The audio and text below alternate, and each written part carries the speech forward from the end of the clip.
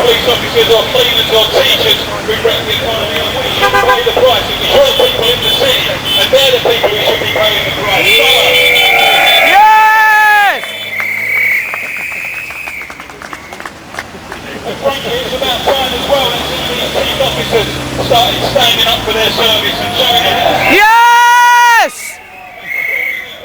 Some of these chief officers enjoy the handsome salaries and conditions of service that previous generations of firefighters have fought hard to secure, and they should have the decency and the courage to take part in the fight to secure good conditions for future generations of firefighters, rather than just resting on their laurels and drawing their handsome salaries every month. And I think also we need to give a mention as well to what's going on in Buckinghamshire, because you will know that the Executive Council member, the Fire Brigade Union Executive Council member for that region, Ricky Matthews, who is also a firefighter in Buckinghamshire, was sacked on the spot a couple of weeks ago, simply for the crime of taking part in lawful strike action by some head case chief fire officer who I'd like to say is going to be going soon, not before time.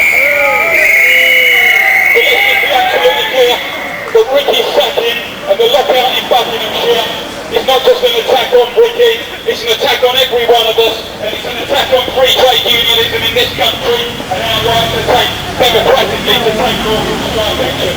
And we should stand against it, and London Region calls on the Executive Council to name a date for a national demo in Buckinghamshire. Yes!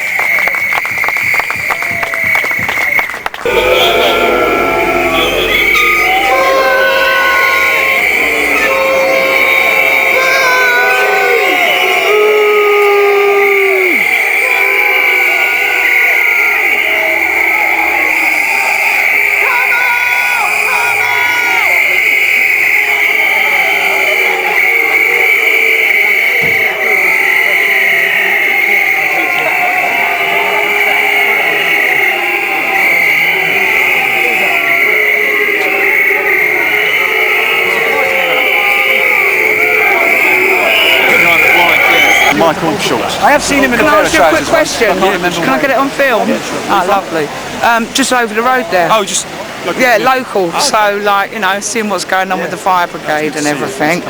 So, who's this woman you're waiting for in there? The woman we're waiting for in there is the government's Fire Minister, Penny Mordaunt, and she's responsible for the fact that firefighters have been striking recently.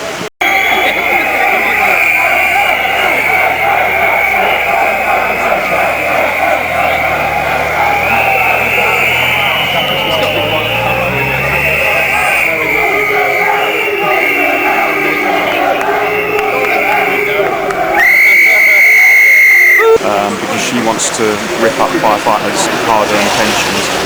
She wants to make us work longer, she wants to make us pay more.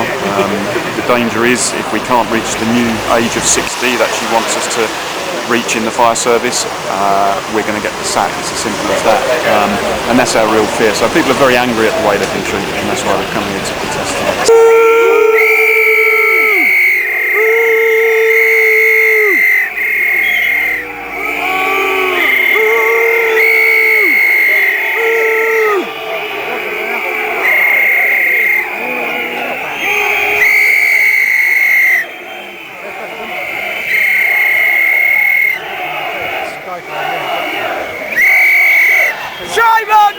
So they're just trying to nick the pension, really, aren't they?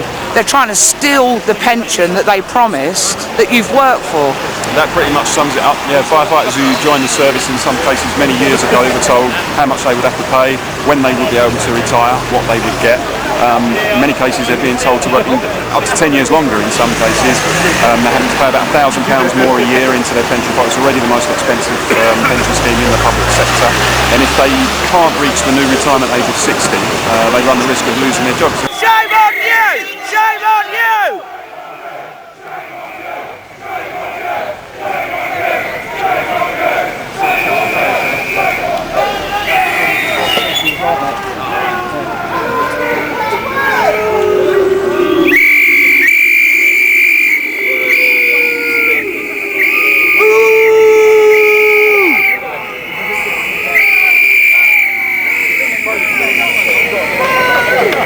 Everybody understands that firefighting is a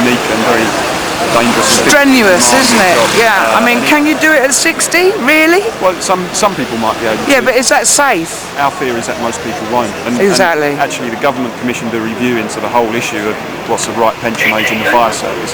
And their own review, led by Dr. Anthony Williams, came to the conclusion that around 2/3 of firefighters over the age of 55 wouldn't be able to maintain the fitness standards necessary to do the job.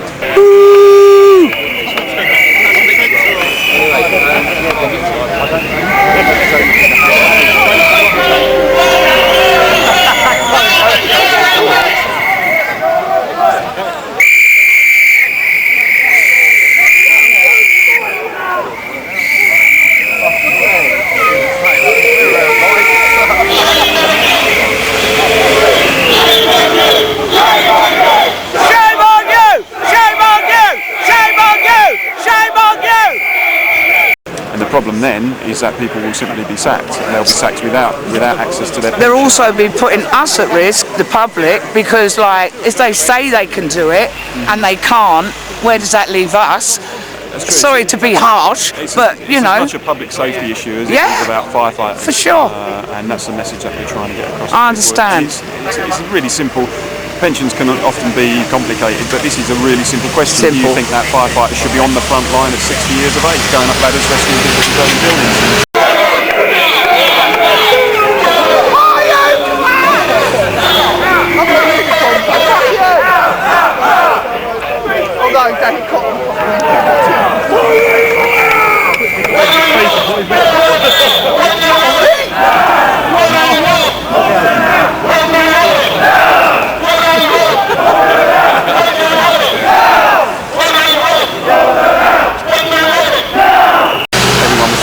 Apart from Benny Morden, says no to that. Right. Thank you. Thanks very much. All right.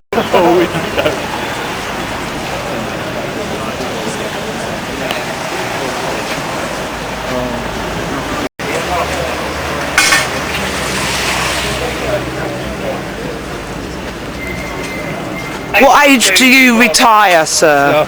What age? When's your... You never believe it. You see rather a lot of police officers here today. Well, I do believe they're here in support of the fire brigade, because they're also being told that their age of retirement is to be hired, and they're going to have to be running after criminals at an older age. Why are all these police officers here? Please, I don't understand. There's not even enough people to police here. It doesn't make sense. We're waiting for this woman to come out. She's a politician and she's responsible for hiring the age of retirement, and she's responsible for basically stealing the pensions of the fire officers. And so we're just waiting for her to come out now. We don't know what she, well, I don't know what she looks like. I'm not even sure of her name, but we told you it earlier, so listen.